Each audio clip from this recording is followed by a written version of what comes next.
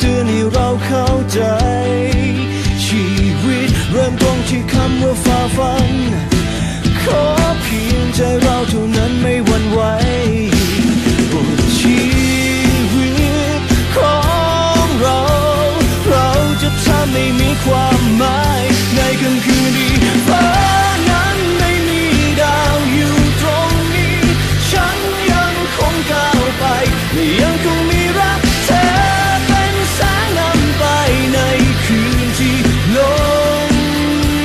ทางนาทีที่ความฝันนั้นพร้อมเป็นเพื่อนตายเส้นทางนี้ฉันยังมีจุดหมายตราบใดที่ปลายท้องฟ้ามีแสงรำไรจะไปจนถึงแสงสุดท้าย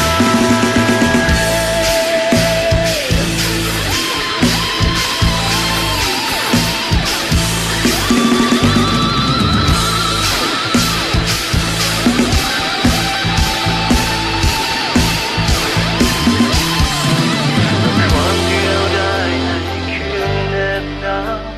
งานมองฟ้ายังนึกถึงวันเก่ามันคงจริงที่ทางยาวไกล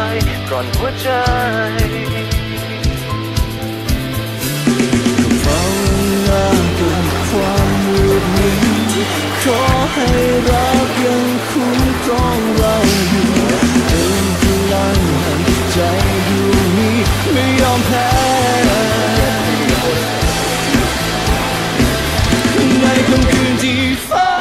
ท้าทายใจคนอยู่ตรงนี้และฉันยังคงก้าวไปยังคงมีรักเธอเป็นแสงนำไปในคืนที่โลก